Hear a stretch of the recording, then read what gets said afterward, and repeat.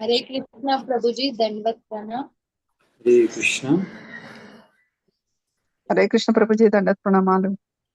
హరే కృష్ణ ధన ప్రణామాలు. Thank you. మనం మంగళాచరణ చేసుకుని స్టార్ట్ చేద్దాం.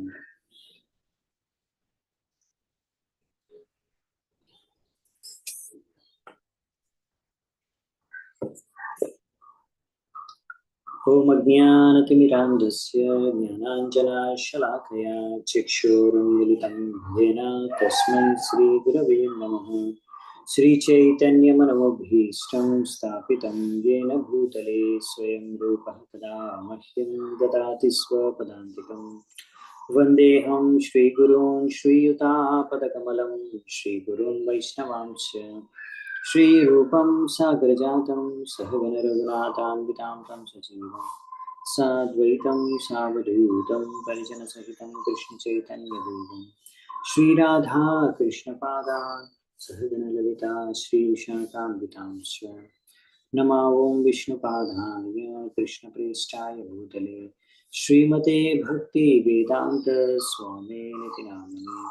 नमस्ते सारस्वते देवे गौरवाणी प्रचारिणे निर्विशेषे शून्यवादी पाश्चात्यदेशतारिणे. नमो महावदन्याय कृष्णप्रेमप्रदायते कृष्णाय कृष्णचैतन्य नामिने गौरत्रिसेने. हे कृष्णा करुणा सिंधु दीनबंधु जगत्पते गोपेश गोपिकाकांत राधाकांत नमोस्तुते. तप्तकांचन गौरांगी लीलादे वृंदावनेश्वरी वृषभानुसुते देवी प्रणमामि हरिप्रिये.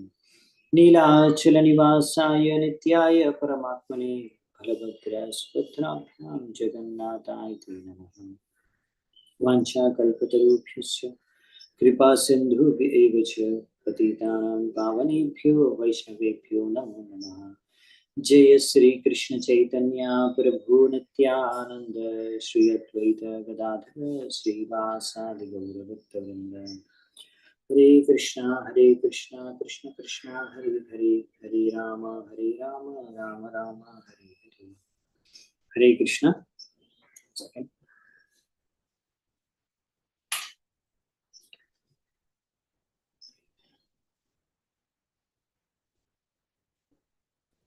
సో ఫైనల్గా మనం చూసాము నిన్న మంతర కైకేయితో అలా అంటుంది, నువ్వు కౌశల్య యొక్క దాసి వైపు అవ్వాల్సి వస్తుంది.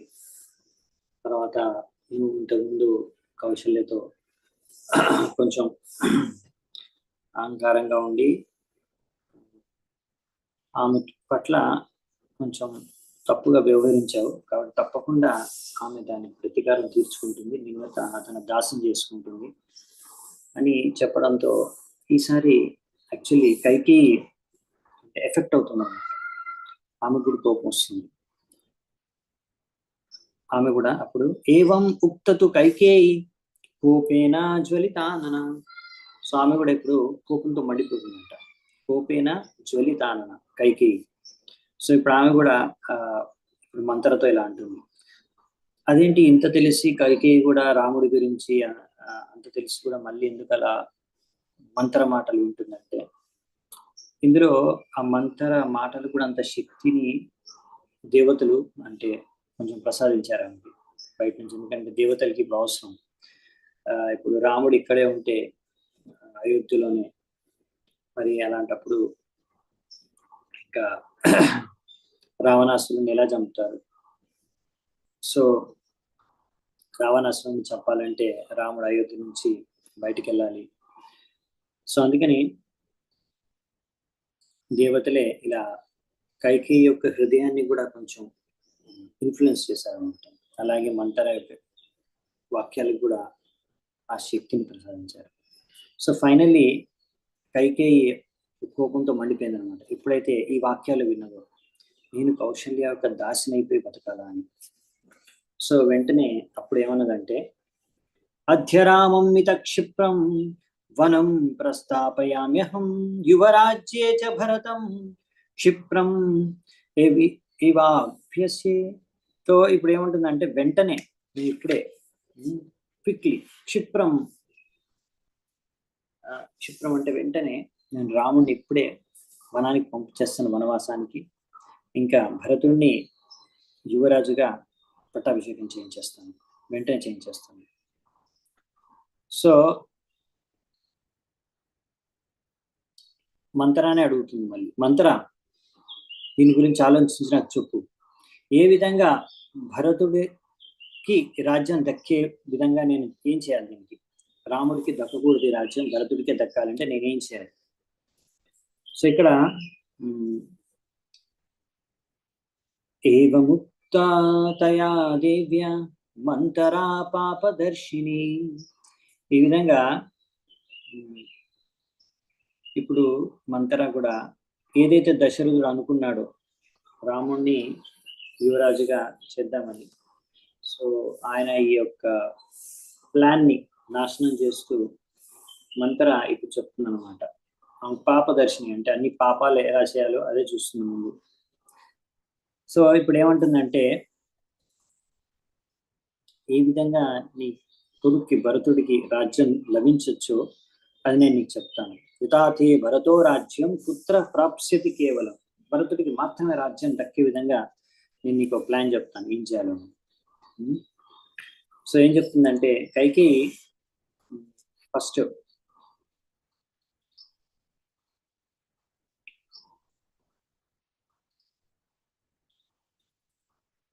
ఏదైతే వినాలనుకుంటున్నావో అదే నేను నీకు ఇప్పుడు చెప్తాను, కరెక్ట్ గా విను. సో ఇంకా చెప్తుందనమాట, నీకు అన్ని తెలుసు, నువ్వు ఎలా చేయాలో ఏం చేయాలో నీకు తెలుసు, బాగా ఆలోచించు, నేను చెప్పేది సరిగ్గా విను. ఏ విధంగా భరతుడికి రాజ్యం దక్కుతుంది, రాముడికి రాజ్యం దక్కకుండా ఉంటుంది. సో ఈ విధంగా ఆమె చెప్తుందన్నమాట. నీకు గుర్తుందా కైకి, ఒకసారి యుద్ధం జరిగింది, దేవాసురులకి యుద్ధం జరిగింది, దేవతలకి అసురులకి యుద్ధం జరిగినప్పుడు ఆ సమయంలో నువ్వు దశరథుడికి చాలా హెల్ప్ చేశావు. ఎందుకంటే అప్పుడు దశరథుడు దేవతలు కోరుకున్నారు ఆయన హెల్ప్ని అసురులతో యుద్ధం చేయడానికి అనేసి. అప్పుడు నిన్ను తీసుకొని వెళ్ళాడు దశరథుడు. అప్పుడు ఆయన దక్షిణం వైపున దండకారణ్యాల్లో అక్కడ అసురులతో యుద్ధం చేస్తున్నప్పుడు వైజయంత అనే ఒక నగరంలో తిమిధ్వజతో యుద్ధం చేస్తున్నప్పుడు అక్కడ పెద్ద అసురుడు ఉండేవాడు, శంబరాసురుడు. ఈ శంబరాసురుడు అనేక వందలాది మాయ చేసేసి, రకరకాలుగా మాయ చేసేసి, అతను ఆల్రెడీ ఇంద్రుడిని ఓడించేసి, ఇంద్రుడిని ఓడించిన తర్వాత స్వర్గం పైన ఆక్రమణ చేసి, ఆ విధంగా అక్కడ ఆయన చాలా అత్యాచారం చేశాడు అసురుడు, శంబరాసురుడు. ఆ విధంగా రాక్షసులు మధ్యరాత్రిలో పడుకుంటున్న వాళ్ళని కూడా చంపేసి ఆ విధంగా ఆక్రమణ చేశారు. సో అలా మహాయుద్ధం జరుగుతుంది. ఆ సమయంలో దశరథుడు కూడా ఆ యుద్ధంలో పాల్గొన్నాడు. ఆ యుద్ధంలో పాల్గొన్నప్పుడు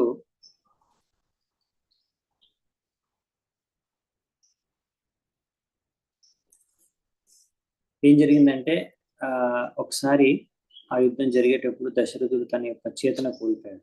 అంటే చాలా గాయమైంది అన్నమాట. దశరథుడు ఇప్పుడు గాయమైంది. గాయమైనప్పుడు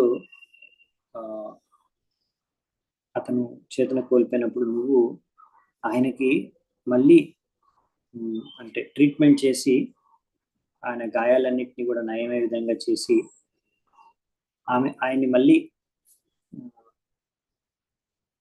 చేతనలోకి వచ్చే విధంగా చేసావు. అప్పుడు అలా 2 సార్లు జరిగింది. ఒకసారి జరిగింది, మళ్ళీ ఆయన యుద్ధానికి వెళ్ళాడు, మళ్ళీ గాయపడ్డాడు, మళ్ళీ ఆయన నువ్వే దూరం తీసుకెళ్ళి ఆయన రక్షించావు, ఆయన్ని ఆ గాయాల నుంచి నయం చేశావు. అప్పుడు దశరథుడు చాలా సంతృప్తి చెంది, అందుకే నువ్వు 2 సార్లు రక్షించావు కనుక 2 వరాలు నీకు నేను ఇస్తాను, నువ్వు 2 వరాలు కోరుకో అన్నాడు. ఆ సమయంలో నువ్వు నాకు ఇప్పుడు అవసరం లేదు, అవసరం ఉన్నప్పుడు అడుగుతాను అని అన్నాడు. సో సరే అనేసి దశరథుడు అప్పుడు నీకు నీ ఇష్టం అని చెప్పాడు. నాకు ఈ విషయం ఎలా తెలుసు అని అనుకుంటున్నావు నువ్వే ఒకసారి నాకు చెప్పావు. నీకు గుర్తులేదేమో, కానీ నాకు అన్ని గుర్తుంటాయి ఇలాంటివి. నీకు మేలు చేయడానికి నాకు అవన్నీ గుర్తుంటాయి. కాబట్టి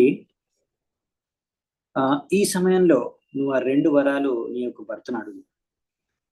భరతుడిని యువరాజుగా పట్టాభిషేకం చేయమని, ఇంకొకటి రాముడిని 14 సంవత్సరాలు వనవాసానికి పంపించమని. సో 14 సంవత్సరాలు ఎందుకు? ఎందుకంటే మంత్ర దాన్ని ఎక్స్ప్లెయిన్ చేస్తుంది. ఎందుకు 14 సంవత్సరాలు? ఇప్పుడు ఏంటంటే రాముడు అందరికీ చాలా ప్రియమైన వాడు.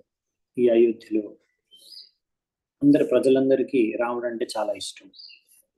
సో అందుకనే ఇప్పుడు రాముడు దూరంగా ఉంటే ఒక 14 సంవత్సరాలు ఆ అడవిలో, అప్పుడు ఇక్కడ భరతుడు ఆ 14 సంవత్సరాల్లో ఇక్కడ ఉన్న తన ప్రజలందరి ద్వారా అప్పుడు భరతుడిని కూడా అలాగే ప్రేమించి తద్వారా అందరి ప్రజలకి ప్రియుడైపోతాడు భరతుడు. ఆ సమయంలో 14 సంవత్సరాల్లో ఆయన చాలా స్ట్రాంగ్ పొజిషన్కి చేరుకోగలడు. కాబట్టి ఈ విధంగా నువ్వు చెయ్యి అనేసి ఇప్పుడు నువ్వేం చేస్తావంటే కోపగ్రహానికి వెళ్ళు. క్రోధాగారం పరివిష్యాద. సో క్రోధాగారం అంటే కోపగ్రహం, దానికి వెళ్ళు. ఒక ఇల్లు ఉంటుంది అన్నమాట, ఒక రూమ్ ఉంటుంది. ఆ రూమ్ లో ఏంటంటే ఆ రూమ్ లోకి వెళ్ళిపోయారంటే ఇప్పుడు నీకు కోపం వచ్చిందని అర్థం, కోపంగా ఉన్నామని. సో రాజుకు అర్థమైపోతుంది కోపగ్రహంలో ఉందంటే, క్రోధాగారంలో ఉందంటే వెంటనే ఆయనకు అర్థమైపోతుంది ఏదో విషయం మీద ఈమె కోపం వచ్చిందని.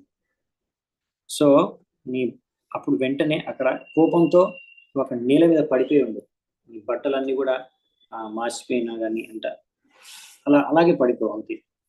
ఇంకా ఇప్పుడు ఏం చేయాలి అనేది ఇప్పుడు చెప్తుంది అనమాట. అక్కడ ఎలా మాట్లాడాలి, ఏం చేయాలి అనేది అంతా. సో ఇప్పుడు అలా కోపగ్రహాలు ఉండేవన్నమాట ఇప్పుడు రాణులకి. అంటే అలా ఎప్పుడైనా చిన్న గొడవ జరిగినా, కోపం వచ్చినా వాళ్ళు అక్కడికి వెళ్ళిపోయేవారు అనమాట. సో అలాగే నువ్వు అక్కడ నేల మీద పడుకొని ఉండు, కార్పెట్ కూడా లేకుండా, కింద ఏమి బెడ్ మీద కాకుండా అని చెప్పింది అనమాట. ఒకవేళ ఆయన వస్తాడు కదా దశరథుడు, వచ్చిన తర్వాత నువ్వు అక్కడ నేల మీద పడుకొని అలాగే ఏడుస్తూ ఉండు అంతే. ఆయనతో చూడకు, ఆయనతో మాట్లాడకు, ఆయన వైపే చూడకు. సో అంటే ఇప్పుడు నువ్వు ఏదైతే సాధించాలనుకుంటున్నావు అది సాధించాలంటే సిస్టమేటిక్గా step by step Mantra guide చేస్తుంది అనమాట ఇక్కడ కైకి. ఇప్పుడు చూడండి, ఇప్పుడు కొన్ని విషయాలు చెప్తుంది మంత్ర. ఫస్ట్ స్టార్టింగ్ లో ఏమైందంటే, అసలు దశరథుడు నిన్ను ప్రేమించట్లేదు, నిన్ను మోసం చేస్తున్నాడు, నీ దగ్గర ఓన్లీ నాటకాలు చేస్తున్నాడు, ఏదో ప్రేమిస్తున్నట్టు మంచి మంచిగా మాటలు చెప్తాడు, కానీ అసలైతే ఆయనకు ప్రియమైన రాణి ఇప్పుడు కౌశల్య, ఇంకా ప్రియమైన పుత్రుడు రాముడు. సో అందుకనే నిన్ను జస్ట్ మోసం చేయడానికి నీతో తీయగా మాట్లాడుతున్నాడు అని చెప్తుంది. కానీ ఇప్పుడు అదే మంత్ర ఏం చెప్తుందంటే, నువ్వు ఇలా చెయ్యి. ఎందుకు ఇలా చేయమంటున్నానంటే, చూడు, నువ్వు నీ భర్తకి చాలా ప్రియమైన రాణివి, ఇందులో సందేహమే లేదు. కాబట్టి నిన్ను సంతృప్తి పరచడానికి దశరథ మహారాజు అగ్నిలో ప్రవేశించమన్నా ప్రవేశిస్తాడు, అంతగా నిన్ను ప్రేమిస్తాడు దశరథ మహారాజు. కాబట్టి నిన్ను ఎప్పుడుగా నీకు కోపం ఇచ్చే విధంగా ఏ కార్యం చేయడు. ఇంకా చెప్పాలంటే నీ కోపాన్ని తగ్గించడానికి ఆయన తన ప్రాణాలను త్యాగం చేయడానికి రెడీగా ఉంటాడు నీ సంతృప్తి పరచడానికి. అది దశరథుని మహారాజు ప్రేమ నీ పైన. సో ఇప్పుడు చూడండి, ఎగ్జాక్ట్లీ రివర్స్ గా చెప్తున్నాను అంట మొత్తం. దశరథుడు ఎంత ప్రేమిస్తున్నాడు నిన్ను, కాబట్టి నువ్వు దీన్ని మంచిగా అడ్వాంటేజ్ తీసుకోవచ్చు, దీని లాభం నువ్వు తీసుకోవచ్చు, దీన్ని ఇలా యూజ్ చేసుకోవచ్చు. ఆయన ప్రేమ నీ పైన ఏదైతుందో దాన్ని ఈ విధంగా నువ్వు ఉపయోగించుకోవచ్చు.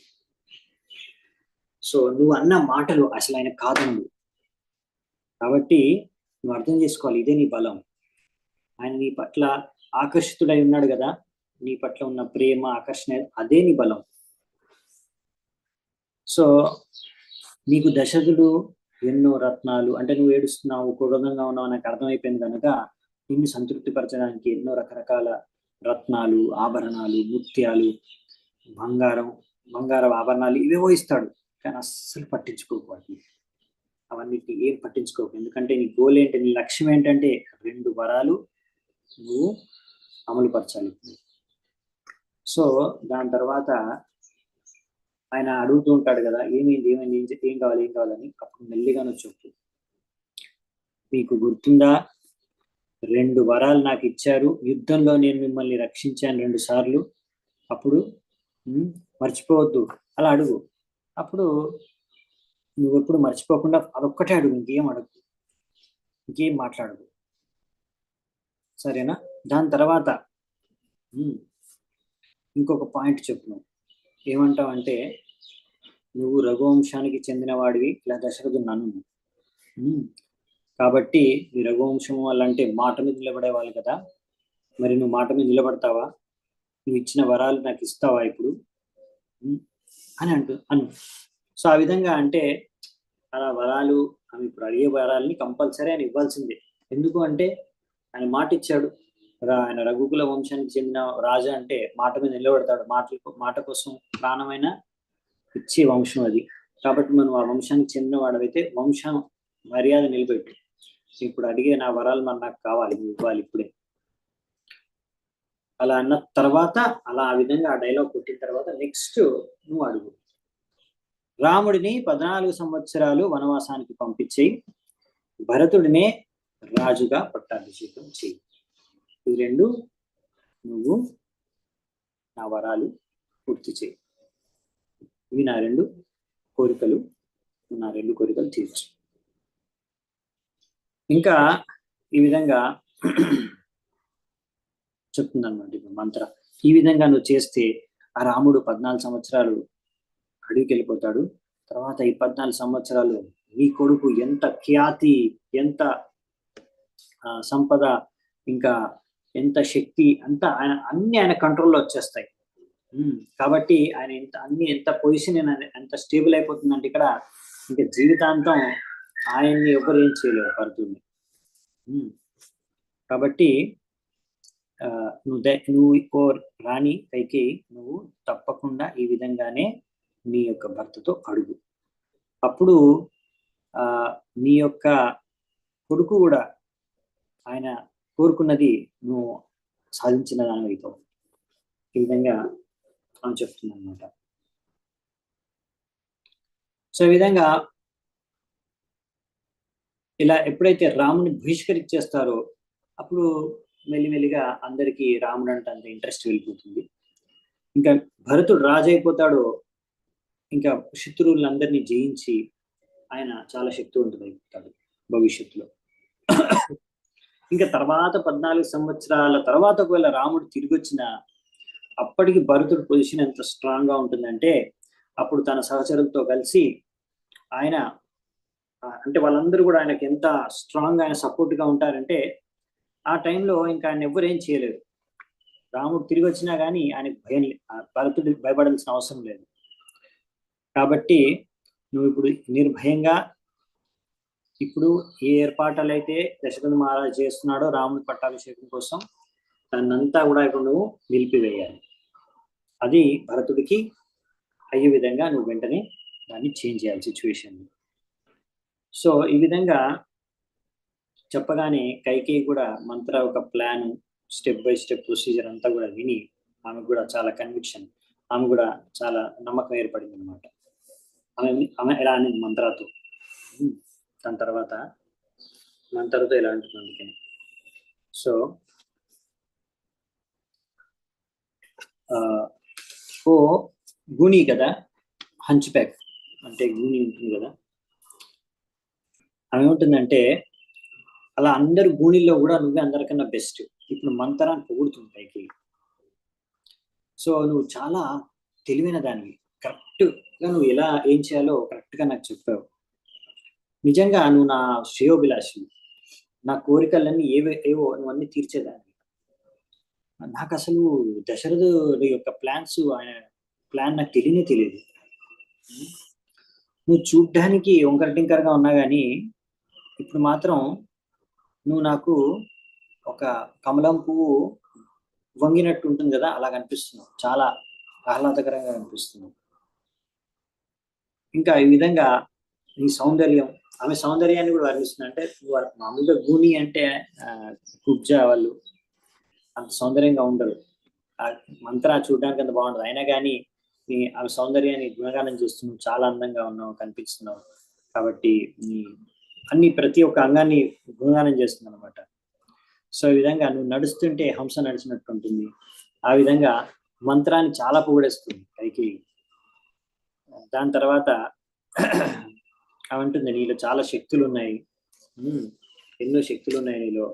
ఇంకా నీ యొక్క గూని ఉంది కదా, అది హంప్ ఉంది కదా, ఆ హంప్ లో కూడా చాలా తెలివితేటలు ఉన్నాయి. సో ఈ విధంగా నీలో చాలా శక్తి, తెలివితేటలు అన్నీ ఉన్నాయి. కాబట్టి నేను నీకు ఇప్పుడు ఒక బంగారు హారాన్ని ఇస్తాను. ఎప్పుడైతే భరతుడు వెళ్ళిపోతాడో, అంటే భరతుడు రాజు అయిపోతాడు, ఇంకా రాముడు వనానికి వెళ్ళిపోతాడు, అప్పుడు ఎప్పుడైతే నా యొక్క ఈ కార్యం సిద్ధమైపోతుందో నీ హంపు ఉంది కదా, మొత్తం బంగారంతో, బంగారు ఆభరణాలతో దాన్ని నింపేస్తాను ఈ హంపుని. సో ఆ విధంగా ఆమె చెప్తుంది అనమాట, నీకు మంచి మంచి బంగారు ఆభరణాలు ఇస్తాను, మంచిగా డెకరేషన్ చేసుకోవచ్చు, చూడ్డానికి నువ్వు తిరుగుతుంటే నడుస్తున్న దేవతలా కనిపిస్తావు, అలా నేను తయారు చేస్తాను. సో ఈ విధంగా ఆభరణాలతో నింపేస్తాననేసి బేసికల్లీ ఇక్కడ ఈ విధంగా చెప్తుంది అనమాట. సో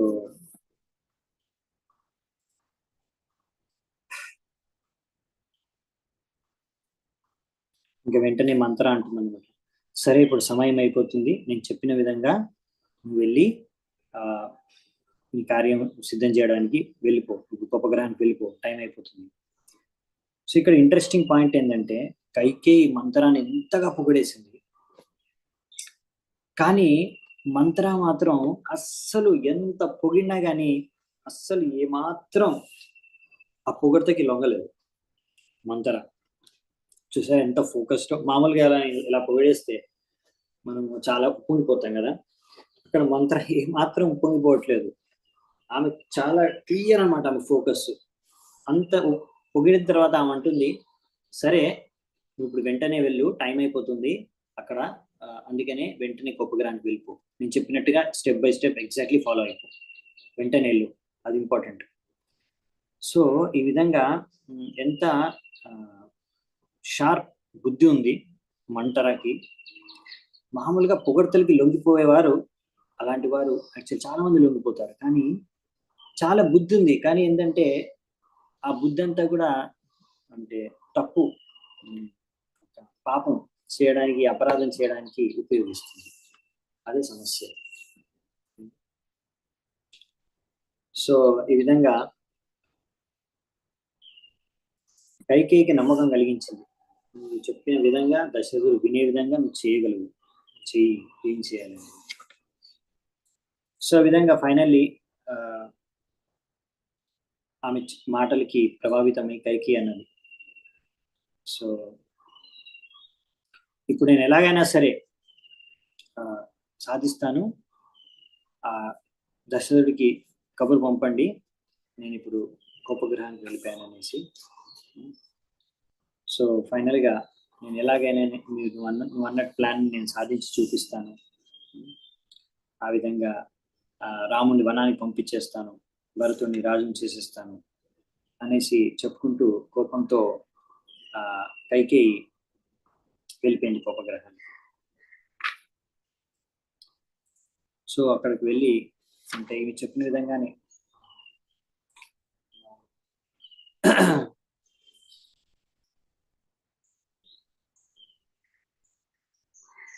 అన్ని నగలు, అన్ని ఆభరణాలు అన్ని తీసేసి పక్కన పడేసి ఇంకా అక్కడ నేల మీద పడుకొని ఏడుస్తూ కోపాన్ని వ్యక్తం చేస్తూ అక్కడ పడుకుందన్నమాట.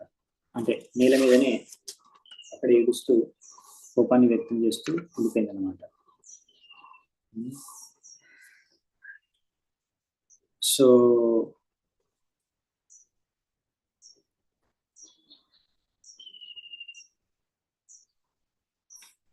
ఇది యాక్చువల్లీ ఈ అధ్యాయం ఇలా ఎండ్ అవుతుంది. సో దాని తర్వాత మనం రామాయణంలో చూస్తాము.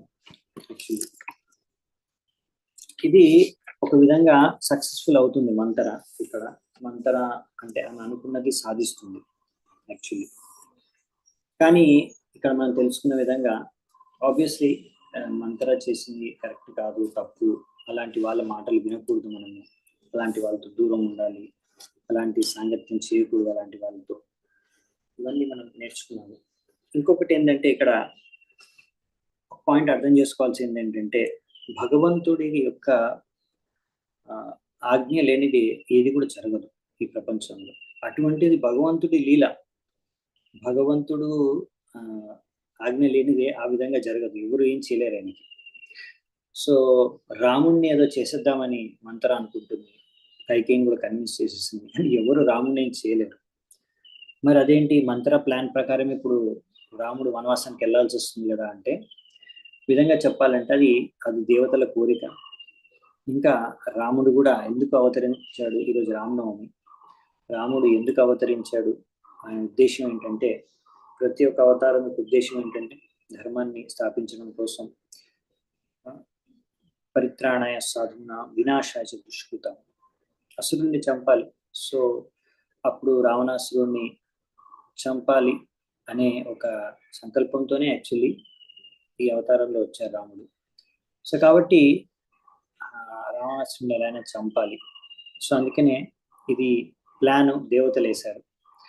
సో భగవంతుడు కూడా దానికోసం అలాగే ఆ విధంగానే దాన్ని అనుసరిస్తూ యాక్చువల్లీ ఒక మానవ లీల చేస్తూ ఆయన ఏదో మంతర ప్లాన్ ప్రకారమే ఏదో అంతా జరుగుతున్నట్టు యాక్చువల్లీ దాన్ని యాక్సెప్ట్ చేస్తూ ముందుకెళ్తున్నారు.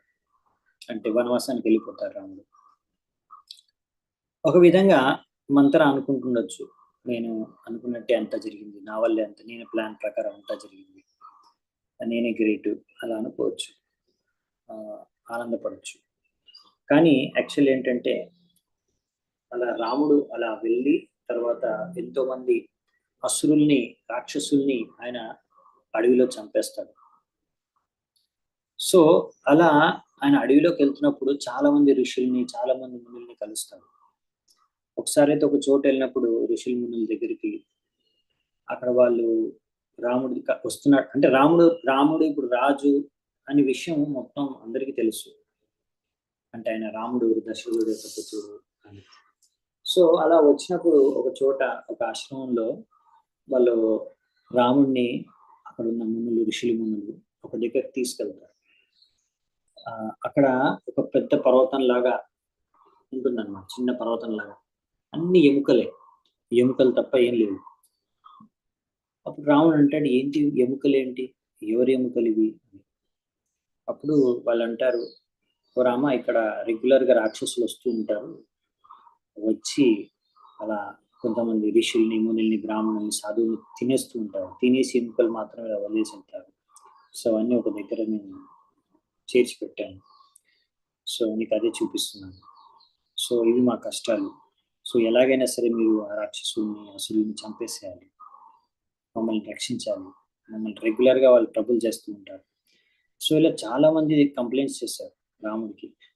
అది ఎప్పుడైతే చూశాడో రాముడు, ఆ టైంలోనే రాముడు చెప్పేశాడు, నేను అందరు రాక్షసుల్ని చంపేస్తాను, మీరేం కంగారు పడకండి, ఎవరు ఎంతమంది ఉన్నా ఎవరైనా సరే మీరు నిర్భయంగా ఇక్కడ ఉండండి. సో ఆ విధంగా రాముడు చాలా చోట్ల ట్రావెల్ చేస్తున్నప్పుడు అక్కడ రాక్షసులను చంపేస్తారు. ఇంకా ఆ విధంగానే అక్కడ శూర్పణఖ, కరదూషణ్ వాళ్ళిద్దరూ కూడా 14,000 మంది సైనికులతో అక్కడ ఉంటారు దండకారణ్యంలో. సో వాడిని కూడా చంపేస్తారు, కరదూషణ్ ఇంకా 14,000 రాక్షసుల్ని. సో అది ఒక రావణాసురుడి యొక్క, అది అంటే ఇక్కడ ఈ దేశంలో, భారతదేశంలో, ఈ రాజ్యంలో ఆయన యొక్క క్యాంప్ అన్నమాట, ఆయన ఒక ఎంబసీ లాగా. అలా కొన్ని చోట్ల ఈ రావణాసురుడి ధైర్యంతో చాలా మంది రాక్షసులు తిరుగుతూ ఉండేవాళ్ళు, అత్యాచారాలు చేస్తూ ఉండేవాళ్ళు. సో అందుకనే రాముడు వాళ్ళందరినీ కూడా చంపుకుంటూ ఫైనల్లీ రావణాసురుడి దగ్గరికి వెళ్ళి అక్కడ రావణాసురుడిని చంపేస్తాడు. సో ఇక్కడ ఒక పర్పస్ ఉంటుందన్నమాట. రాముడు వెళ్ళడానికి కూడా వనవాసానికి ఒక రీజన్ ఉంటుంది, ఒక కారణం ఉంటుంది ఆ విధంగా. సో అందుకనే ఇక్కడ బేసికలీ మనము చూస్తాము ఈ రామాయణంలో ఈ ఘటన యాక్చువల్లీ ఒక టర్నింగ్ పాయింట్ అన్నమాట. ఎందుకంటే దీని కారణంగానే రాముడు వనవాసానికి వెళ్ళాల్సి వస్తుంది, తర్వాత సీతాపహరణ జరుగుతుంది, అందుకనే రాముడు వెళ్ళి రావణాసురుని చంపాల్సి వస్తుంది. సో ఇదంతా ఒక ఇంపార్టెంట్ ఎపిసోడ్ జరుగుతుంది ఈ రాముడు వనవాసానికి వెళ్ళడం కారణంగా. సో రామాయణం ఈరోజు మనం కొద్దిగా చర్చించుకున్నాము. ఇది శ్రీరామనవమి. సో రాముడు అవతరించిన దినం. సో అందుకని మనము రాముడి దగ్గర ప్రార్థించుకోవచ్చు, రాముడి నుంచి ప్రేరణ తీసుకోవచ్చు. యాక్చువల్లీ రామాయణంలో ప్రతి క్యారెక్టర్ ఎవరైతే ఉన్నారో అందరూ నుంచి చాలా విషయాలు మనం నేర్చుకోవచ్చు. రాముడి నుంచి అయితే ఎలాగో నేర్చుకోవచ్చు, ఎలా రాముడు ఒక ఆదర్శ కుమారుడు, రాజు, పతి, భర్త, అదే అన్నయ్య, అలా ఒక ఆదర్శంగా అన్ని విషయాల్లో కూడా ఒక వ్యక్తి ఆదర్శంగా ఎలా ఉండాలో ఆయన తన జీవితంలో రామాయణంలో చేసి చూపించాడు రాముడు. సో ఆ విధంగా రాముడు అన్నిటికీ ఆదర్శం, మర్యాద పురుషోత్తముడు. అలాగే సీతాదేవి కూడా ఆయనకు తగ్గట్టుగానే ఆమె కూడా ఒక ఆదర్శ స్త్రీ, ఆదర్శ భార్య, ఎలా ఉండాలో ఒక తల్లి ఎలా ఉండాలో, ఒక పతివ్రత స్త్రీగా ఎలా ఉండాలో ఆమె జీవితం ద్వారా చూపిస్తుంది, నేర్పిస్తుంది మనకి. అసలు సీతాదేవి నుంచి కూడా ఎన్నో విషయాలు నేర్చుకోవచ్చు, ఎంతో ఇన్స్పిరేషన్ పొందవచ్చు. సో అలాగే లక్ష్మణుడి భార్య కూడా ఊర్మిళ. సో వీళ్ళందరూ కూడా ప్రతి ఒక్కరి క్యారెక్టర్ చాలా స్పెషల్ అన్నమాట. లక్ష్మణుడు ఉంటాడు, ఆయనకి ఎంతో ప్రేమ రాముడు అంటే. ఆయన రాముడితో పాటు రాముడు ఒక్కటే వనవాసానికి ఇప్పుడు వెళ్ళాలని యాక్చువల్లీ కోరుకునేది కైకేయి. కానీ అయినా కానీ రాముడితో పాటు లక్ష్మణుడు ఇంకా సీతాదేవి ఇద్దరు కూడా వెళ్తారు. సో సీతాదేవి వెళ్ళాల్సిన అవసరం లేదు, అయినా కానీ సీతాదేవి వెళ్తుంది రాముడితో. రాముడు అంటాడు, నువ్వు రావాల్సిన అవసరం లేదు, ఎందుకంటే వనవాసం నాకు ఒక్కడికే చెప్పింది వెళ్ళమని, నువ్వు హాయిగా ఇక్కడే ఉండొచ్చు, రాజమహల్లో ఉండొచ్చు, నా తల్లికి సేవ చేసుకుంటూ ఉండొచ్చు, అప్పుడంతా చాలా ఇబ్బందులు ఉంటాయి, అవసరం లేదు. ఆయన ఎంత వద్దన్నా కానీ సీతాదేవి లేదు లేదు నేను వస్తాను, నేను వెళ్తాను అంటుంది. అలా అంటుంది. అప్పుడు రాముడు ఫైనల్గా లేదు లేదు నువ్వు ఇక్కడే ఉండాలి అంటే సీతాదేవి ఎంత పట్టుదల ఉందంటే ఎలాగైనా సరే రాముడితో పాటు వనవాసానికి వెళ్ళాలి అని. అప్పుడు సీతాదేవి అంటుంది, నాకు అర్థం కావట్లేదు ఎందుకు వద్దంటున్నారు, నాకు నా తండ్రి ఎవరికిచ్చి వివాహం చేశాడు, అతను పురుషుడేనా కాదా, అంటే నన్ను రక్షించే శక్తి ఉందా లేదా ఆయనకి అన్నట్టుగా మాట్లాడుతున్నాను. ఇంకా రాముడు అంటాడు, సరే నువ్వు కూడా రా, తీసుకెళ్తాను నేను కూడా నాతో పాటు. సో బేసికలీ అంటే ఎవరైనా అలా ఒక పతివ్రత స్త్రీ భార్య అంటే అలా ఒక భర్త కష్టాల్లో ఉన్నా కానీ వదిలేయకుండా ఆయనతో పాటే వెళ్తుంది, అవసరం లేకుండా ఆయనతో పాటు ఆయన కూడా కష్టాన్ని అనుభవించడానికి సిద్ధమైపోతుంది. సో అడవిలో అంటే డెఫినెట్గా ఉండడానికి తినడానికి అన్నిటికీ ఇబ్బంది ఉంటుంది, కష్టాలు ఉంటాయి, సమస్యలు ఉంటాయి, అయినా కానీ వెళ్ళింది అన్నమాట. అలాగే లక్ష్మణుడు కూడా అతను వెళ్తాడు రాముడితో పాటే, ఓన్లీ రాముడికి సేవ చేయడానికి అడవిలో అన్ని రకాలుగా అన్ని అరేంజ్మెంట్స్ యాక్చువల్లీ లక్ష్మణుడు చేస్తాడు రాముడికి.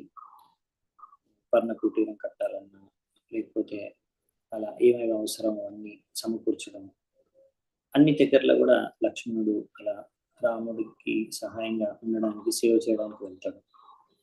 సో లక్ష్మణుడికి కూడా భార్య ఉంటుందన్నమాట, ఊర్మిళ.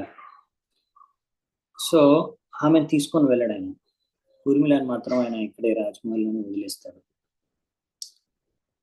ఎందుకంటే ఇప్పుడు ఆయన కూడా తన భార్యను తీసుకొని వెళ్తే మళ్ళీ ఇప్పుడు ఆయన తన భార్యను చూసుకుంటూ ఉండాలి, రాముడికి సేవ చేసుకుంటూ ఉండాలి. సో అందుకనే రాముడికి సేవ చేసుకునే విధంలో ఆమె మళ్ళీ ఒక అడ్డంగా ఉంటుందనేసి ఆమెను ఇక్కడే పెట్టేస్తాడు. రాముడికి లేకపోతే మంచిగా ఫుల్గా సేవ చేసుకోలేను అనేసి. సో ఆమె కూడా అర్థం చేసుకొని అక్కడ రాజమహల్లో ఉండిపోతుంది, లక్ష్మణుడికి దూరంగా. సో ఒక విధంగా చెప్పాలంటే ఆ విధంగా ఆమె అక్కడ త్యాగం చేస్తుంది అనమాట. అంటే రాముడికి లక్ష్మణుడి సేవ చేసుకోవాలంటే నేను ఇక్కడ ఉంటాను బెటర్ అని. సో ఆ విధంగా లక్ష్మణుడు రాముడితో పాటు వెళ్తాడు. ఆయనకేమి వనవాసం శిక్ష ఏమి కలగలేదు, అయినా కానీ రాముడితో పాటు వెళ్తాడు లక్ష్మణుడు. సో ఒక గొప్ప తమ్ముడు ఎలా ఉండాలో కూడా లక్ష్మణుడి నుంచి నేర్చుకోవచ్చు. సో ఆ విధంగా చిన్నప్పటి నుంచి అంతే అనుకుంది లక్ష్మణుడు. ఇప్పుడు రాముడితో పాటే ఉంటాడు, ఆయన సేవ చేస్తూనే ఉంటాడు, ఇప్పుడు కూడా వెళ్తాడు అలాగే. ఇన్ఫాక్ట్ రాముడు కూడా చాలాసార్లు అంటాడు లక్ష్మణుడికి, నాకు చాలా నా ప్రాణం కన్నా ఎక్కువ అని. ముఖ్యంగా ఎప్పుడైతే లక్ష్మణుడు గాయపడతాడో రావణాసురుడి యొక్క బాణాలతో, అప్పుడు సంజీవిని తేవడానికి హనుమంతుడు వెళ్తాడు. కానీ అప్పుడు లక్ష్మణుడి కోసం రాముడు ఏడుస్తాడు అనమాట. అసలు నా ప్రాణం కన్నా ఎక్కువ, అసలు అందరికన్నా నువ్వే నాకు ఇంపార్టెంట్ అనేసి చెప్తాడనమాట. సో ఎనీవేస్, సో ఈ విధంగా అలాగే భరతుడు, శత్రుఘ్నుడు వాళ్ళు కూడా చాలా గొప్ప వ్యక్తులు అన్నమాట. భరతుడు కూడా రాముడు ఇలా వనవాసం వెళ్ళిపోయిన తర్వాత భరతుడు వస్తాడు తిరిగి. వచ్చినప్పుడు అక్కడ అతను చూస్తాడు, ఏదో ఇక్కడ ప్రాబ్లం ఉన్నట్టుంది అని అర్థమవుతుంది. లోపలికి వెళ్ళి చూసి తెలుస్తుంది, ఈ విధంగా రాముడు వెళ్ళిపోయాడు వనవాసానికి, దానికి కారణం తన తల్లి ఇంకా మంత్ర అని. సో వాళ్ళిద్దరిని అసహించుకుంటాడు, ఉపయోగిస్తారు. ఇంకా స్త్రీ అని వదిలేస్తారు, లేకపోతే శత్రుఘ్నుడు అయితే చంపేయాలనుకుంటాడు మంత్రాన్ని. సో ఎనీవే, సో ఫైనల్గా భరతుడు చెప్తాడు కైకేయికి, నాకేం ఆనందం లేదు అందరికి చెప్తాడు. ఎందుకంటే అందరూ భరతుడిని అపార్థం చేసుకుంటారు. ఒక విధంగా అందరు అనుకుంటారు ఈ భరతుడు ఇంకా కైకేయి కలిసి ప్లాన్ చేశారు, లేకపోతే ఇలా ఇంకా భరతుడికి అన్ని తెలిసే ఉండొచ్చు కైకేయి ఏం చేస్తుందో ఏం చేసిందని. కానీ భరతుడు ఎప్పుడైతే చెప్తాడో, అసలు కైకేయి చేసిన దానికి నాకు సంబంధం లేదు, అసలు నాకేం తెలియదు, ఇంకా దీని ద్వారా నాకేం ఆనందం కలగట్లేదు, నేనేమి రాజుని అవ్వను, నాకు రాజు కావాలని ఏం కోరిక లేదు, రాముడిని నేను రాజుగా చేస్తాను. అప్పుడు ఎప్పుడైతే ఈ విషయాన్ని వ్యక్తం చేస్తాడో అప్పుడు అందరూ ఆనందపడతారు, మళ్ళీ ప్రజలు మరియు కౌశల్య అందరూ కూడా, సో పైన మంత్రులందరూ కూడా. సో అప్పుడు వెంటనే భరతుడు ఎలాగైనా రాముడిని నేను తిరిగి తీసుకొస్తాను వనవాసంలోంచి అని వెళ్తాడు అనమాట అక్కడి నుంచి. అప్పుడు రాముడు ఆ టైంలో చిత్రకూట్ దగ్గర ఉంటాడు. సో చిత్రకూట్ దగ్గరికి వెళ్తాడు. చిత్రకూట్ దగ్గరికి వెళ్ళి అందరినీ తీసుకొని వెళ్తాడు యాక్చువల్లీ భరతుడు. మొత్తం అక్కడి వరకు మొత్తం సేనని, కౌశల్య, ఇంకా వశిష్ఠ, గురువు, మంత్రులు పెద్ద ప్రొసెషన్ చేసుకుంటూ వెళ్తారు చిత్రకూట్లో రాముడు ఎక్కడే ఉంటున్నాడు తన దగ్గరికి. సో ఆ టైంలో సౌండ్ వినిపిస్తుంది అనమాట రాముడికి, ఇలా ఎవరో వస్తున్నారు అని. సో లక్ష్మణుడిని చెప్తాడనమాట, ఒకసారి చూడు ఎవరో శబ్దం వస్తుంది, ఎవరో వస్తున్నట్టు దూరం నుంచి అంటే లక్ష్మణుడు చెట్టుకి చూస్తాడు. అప్పుడు భరతుడి యొక్క సింబల్ కనిపిస్తుంది, రథం పైన జెండా కనిపిస్తుంది. ఆ జెండా చేసి గుర్తుపడతాడు, భరతుడు వస్తున్నాడు, చాలా సైన్యం తీసుకొని వస్తున్నాడు. అప్పుడు లక్ష్మణుడు వెంటనే దిగి రాముడితో అంటాడు, నాకు తెలిసి లక్ష్మణుడు ఇక్కడ కూడా మీరు ప్రశాంతంగా ఉండనివ్వరు అనుకుంటా, సైన్యాన్ని తీసుకొని వస్తున్నాడు యుద్ధం చేయడానికి అనుకుంటా, నేను వెళ్ళి యుద్ధం చేసి చంపేస్తాను లక్ష్మణుడు అది భరతుడిని ఇంకా మిగతా సైన్యాన్ని అంతా కూడా. లక్ష్మణుడు అంటే రాముడు అంటాడు, అలా నువ్వు ఆవేశపడుతూ అలాంటిది ఏమి ఉండదు, చూడు భరతుడు ఎందుకు వస్తున్నాడో నీకు అర్థమవుతుంది, అతను అలా అనుకున్నట్టు ఏం కాదు, అలా అనుకోవట్లేదు అని అంటాడు. తర్వాత సరే అనేసి లక్ష్మణుడు శాంతిస్తాడు అనమాట. తర్వాత భరతుడు వచ్చేసి అప్పుడు రాముడి మీద కాళ్ళ మీద కూడా కోరుకుంటాడు, ప్రాధేయపడతాడు, తిరిగి రమ్మనేసి ఆయన్ని రాజుగా బాధ్యతగా తీసుకోమనేసి. ఎందుకంటే దశరథ మహారాజు చనిపోయాడు ఇప్పుడు పుత్ర వియోగంతో, ఈ యొక్క రాముడి లేడు అనేసి. యాక్చువల్లీ దశరథ మహారాజు కూడా ఆయనకి రాముడు అంటే చాలా ఇష్టం, కానీ ఇతను ఇలా సొంతంగా ఆయనే ఇలా రాముడిని పంపించాల్సి వస్తుంది వనవాసానికి, అది ఆయనకి ఇష్టం లేదు. సో ఇక్కడ మరి దశరథ మహారాజు మరి కైకేయి మాట విని అలా రాముడిని పంపించేస్తాడు. మరి అది ఆయన తప్పు చేశాడా కరెక్ట్ చేశాడా, మరి అది కరెక్టేనా చేసింది అంటే, ఇప్పుడు ఆయన అయితే అలా మాట ఇచ్చాడు, ఆమెకి 2 వరాలు ఇచ్చాడు కాబట్టి చెప్పేసి వినేసి ఆయన ఫైనల్గా ఆమె ఒప్పుకున్నాడు, కైకేయి చెప్పిన దానికి చేశాడు. కానీ అక్కడ దశరథుడు మరి కరెక్టా కాదా విషయంలో అంటే, ఒక విధంగా ఒక సైడ్ నుంచి ఓకే, అతను వరం ఇచ్చాడు కాబట్టి ఇప్పుడు ఆమె అడిగింది కాబట్టి తీర్చాలి కాబట్టి ఓకే.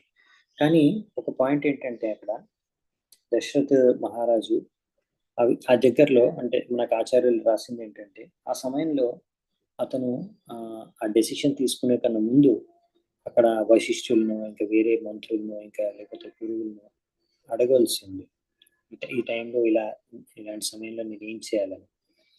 అతను అప్పుడు ఎవరిని సంప్రదించలేదు. సంప్రదించకుండానే అతనికి ఇష్టం లేకుండా కానీ అతను కైకేయి అడిగిన వరాల్ని ఆ సమయంలో ఇచ్చేసాడు. దానికి ఏమన్నా ఆల్టర్నేటివ్ ఉందా అనేది ఎవరితో ఆలోచించలేదు, ఎవరితో కలిసి ఆయన దాన్ని డిస్కస్ చేయలేదు. సో అది ఒకటి తప్పనమాట జరిగింది, చేసింది యాక్చువల్లీ మనకు ఆచార్యులు చెప్తారు. ఎనీవే ఇదంతా కూడా జరగాలి, రాముడు వెళ్ళాలంటే బయటికి, సో అందుకే జరుగుతుంది. సో అలా నెక్స్ట్ భరతుడు వెళ్ళి కోరుకుంటాడు. చిత్రకూట్ ఒక ప్లేస్ ఉంది, ఎక్కడైతే రామ్ భరత్ మిలాప్ ప్లేస్ ఉంది, చిత్రకూట్కి వెళ్ళి అక్కడ కోరుకుంటారు. సో చిత్రకూట్కి వెళ్ళి కోరుకుంటే రాముడు రా అని చెప్తాడు. ఇంకా జస్ట్ ఆయన ప్రాధేయపడితే ఫైనల్గా ఆయన పాదుకలు ఇస్తాడు. పాదుకలు ఇచ్చి రాముడు అంటాడు, నువ్వే వెళ్ళి పరిపాలించు అని. కానీ భరతుడు ఆయనకి ఇంట్రెస్ట్ లేదు రాజు అవ్వాలని.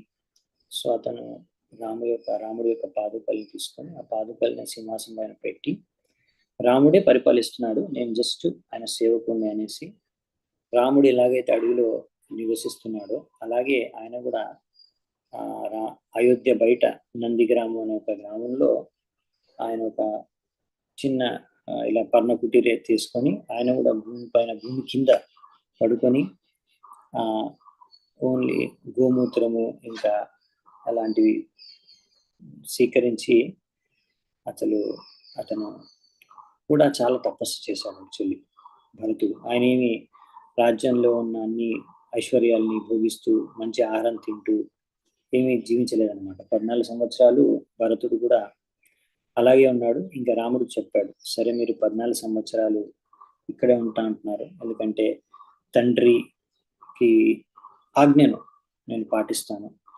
అలాగే తండ్రి మాట నిలబెట్టడానికి మీరు 14 సంవత్సరాలు వనవాసంలో ఉంటానంటున్నారు. సరే, కానీ ఆ 14 సంవత్సరాలు మీ తరఫున నేను అక్కడ పరిపాలన చూస్తాను మీ సేవకుడిగా, కానీ మీరు ఒక్క క్షణం లేట్ చేసిన 14 సంవత్సరాలకి నేను నా ప్రాణాలు వదిలేస్తానని భరతుడు చెప్పి వెళ్ళిపోతాడు అనమాట. సో అతను అలా రాముడి తరఫున అక్కడ బయట నుంచి, రాజ్యం బయట గ్రామంలో ఉండి పరిపాలన చేస్తూ ఉంటాడు. సో అందుకనే ఫైనల్ గా ఎప్పుడైతే రాముడు రావణాసురుని చంపేస్తాడో, చంపేసి తిరిగి ఎప్పుడైతే ఆయన వస్తున్నాడో పుష్పక విమానంలో అందరిని తీసుకొని, హనుమంతుడు, సీతాదేవి, లక్ష్మణుడు, ఇంకా సుగ్రీవుడు, విభీషణుడు, ఇంకా మిగతా మానసైన్యుడు తీసుకొని వస్తుంటాడు అయోధ్యకి. అప్పుడు రాముడు హనుమంతుడికి చెప్తాడు అనమాట, ఒకసారి నువ్వు వెళ్ళి, ఇప్పుడు 14 సంవత్సరాలు అయిపోతుంది, అయిపోయింది, ఆల్మోస్ట్ అయిపోతుంది. సో ఒకసారి వెళ్ళి నువ్వు చెక్ చేయి, భరతుడు ఎలా ఉన్నాడు. ఆయన ఇప్పుడైతే అలా అన్నాడు, కానీ నిజంగా ఇప్పుడు కూడా అలాగే అదే పట్టుదలతో నేనే రాజు అవ్వాలి, రాముడే రాజు అవ్వాలనే పట్టుదలతో ఇంకా అలా ఉన్నాడా, లేకపోతే ఇప్పుడు ఆయనకి కోరిక కలిగిందా రాజు అవ్వాలనేసి ఒకసారి వెళ్ళి చెక్ చేయి.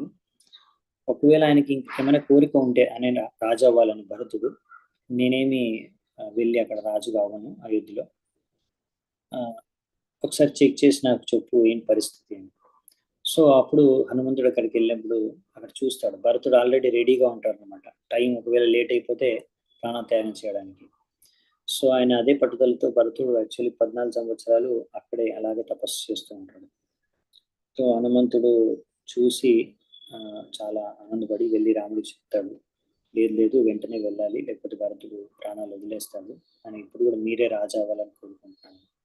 సో భరతుడికి ఏమాత్రం ఆసక్తి లేదు రాజ్యం పైన, రాముడికి సేవ చేసుకోవాలని ఒకటే ఒక ఆసక్తి. సో ఎలా లక్ష్మణుడు ఎంత గొప్ప సేవకుడో రాముడికి, యాక్చువల్లీ భరతుడు కూడా అలాగే గొప్ప సేవకుడు అనమాట. సో శత్రుఘ్నుడు కూడా అలా గొప్ప సేవకుడు రాముడికి. ఆయన డైరెక్ట్ గా చేసుకోడు, ఇండైరెక్ట్ గా భరతుడి ద్వారా ఆయన రాముడికి సేవ చేసుకోవాలనుకుంటాడు. సో అలా భరతుడు ఆ విధంగా తర్వాత రాముడు వచ్చిన తర్వాత అంతా ఆనందపడతాడు. తర్వాత రాముడిని రాజుగా పట్టాభిషేకం చేస్తారు. సో ఆ విధంగా అందరూ కూడా చాలా గొప్ప క్యారెక్టర్స్ అన్నమాట రామాయణంలో.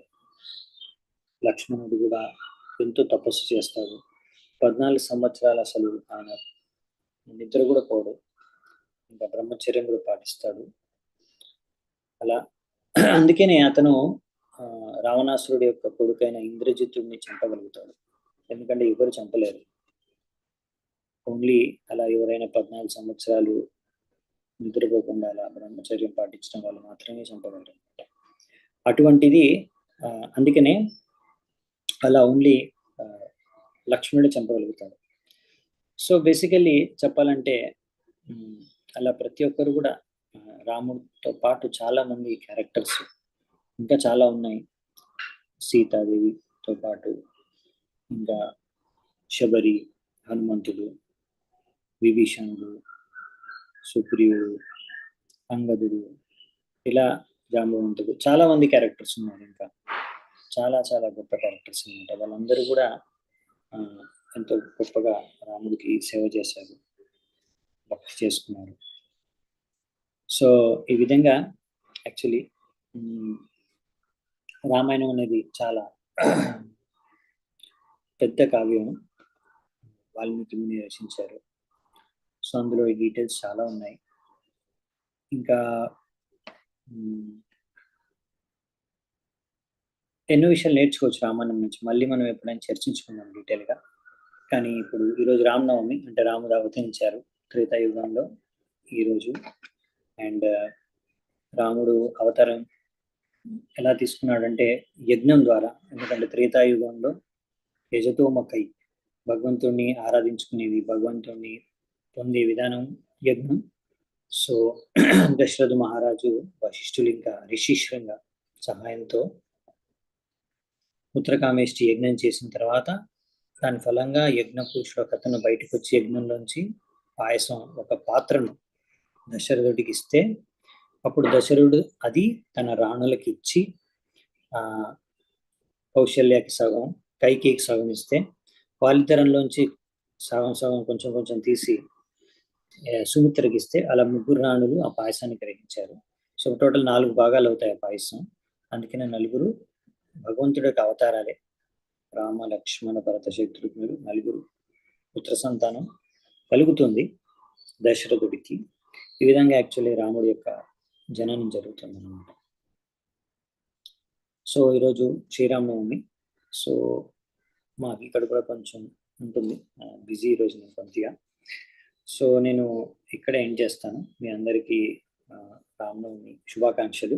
సో మోస్ట్లీ మీరు కూడా మీ ఇంట్లో లేకపోతే మీ ఇంటి దగ్గర ఇస్కాన్ టెంపుల్కి వెళ్ళి పాల్గొంటారనుకుంటాను అక్కడ ఫెస్టివల్లో. సో అందరికీ కూడా నా తరఫు నుంచి శుభాకాంక్షలు. Hare Krishna. Thank you very much.